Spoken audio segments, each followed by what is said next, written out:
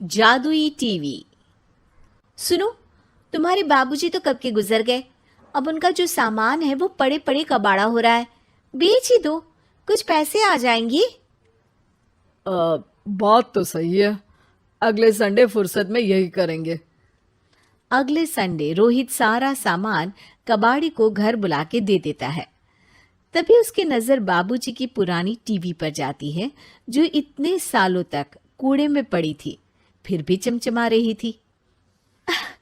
TV तो देखो, जैसे एकदम नई हो। हाँ, बाबूजी को टीवी देखना बहुत पसंद था। उनका सपना था कि वो टीवी पे आए। एक बार मौका भी था जब वो अपने गांव के गाने सुनाने किसी चैनल पर जाने वाले थे, पर मैं और मेरा भाई लड़ पड़े और बाबूजी को घर पर ही रुकना पड़ा। चला के देखें क्या? हाँ हाँ, क्यों नहीं, देख लेते हैं। पर शायद ही चले। बाबूजी ने उस लड़ाई के दिन के बाद टीवी देखना ही छोड़ दिया था। टीवी चालू करने के लिए उसमें केबल वायर लगा दिया जाता है। एक न्यूज चैनल चालू हो जाती है। स्वर्ग की सीढ़ी के रास्ते हैं तीन, तीनों के तीन रास्ते हैं संगीन। पहला रास्ता है सांप की बीन, दूसरा रास्ता घर में बिछा कालीन, तीसरा रास्ता कलकत्ता से चीन। ये क्या बकवास खबर है, कुछ अच्छा लगा दो। अरे आप बोलो तो सही, कोई अच्छी खबर सुना देता हूं। मेरा तो काम ही खबर देना है। अरे बाप रे, टीवी बात कर रही है। हाँ, ये न्यूज वाला मुझसे। हाँ हाँ, आपसे ही तो बात करूंगा ना, आपके घर में हूं तो। अरे, ये सपना है क्या? तुम हमसे बात नहीं कर सकते? अरे सपना नहीं भाई साहब, ये टीवी जादुई टीवी है। बोलो, क्या खबर सुननी है, वरना ब्रेक लेने का टाइम आ जाएगा। सुप्रिया घबरा के टीवी बंद कर देती है। वो क्या था? अरे एक बार और चालू करके देखे, फिर से बात करेगा तो चैनल बदल देंगे। सुप्रिया फिर टीवी चालू कर देती है।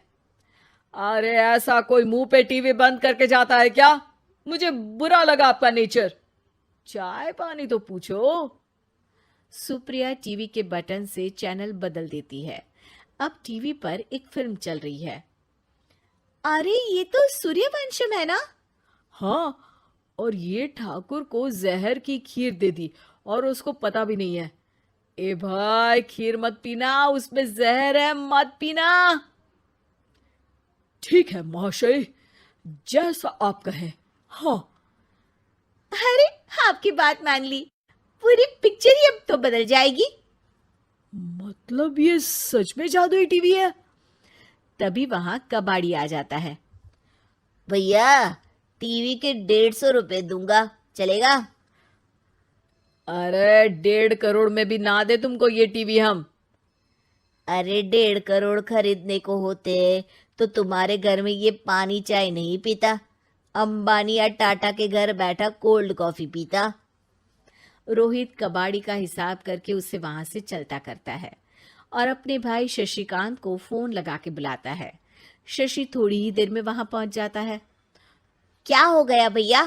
अरे बाबूजी का टीवी याद है? हाँ हाँ, जिसमें घुसे रहते थे हमेशा वो, और अपने को कुछ नहीं देखने देते थे।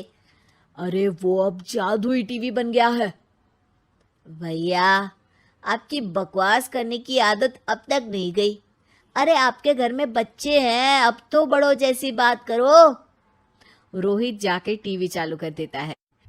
टीवी पर एक जादू का शो हो रहा है जिसमें एक जादूगर है। अब मैं अपनी टोपी में से कबूतर निकालूंगा। श्रिंग ब्रिंग शरिंग बम फोपा फुफी फुफा बाउ। टीवी से कबूतर निकलता है और शशिकांत के सर पर आकर बैठ जाता है। भैया, ये क्या हो रहा है? भैया इसे उड़ाओ। ए कबूतर, जा जा, कबूतर चल निकल। अब मैं टोपी में से सांप सुनते ही शशिकांत कांप जाता है और भाग के टीवी बंद कर देता है। भैया, सॉरी भैया, मैं समझ गया ये सच में जादुई टीवी है, पर एक बार और ट्राई करते हैं। पर भाभी, कोई दूसरा चैनल लगाओ। हाँ, जिसमें डर ना लगे।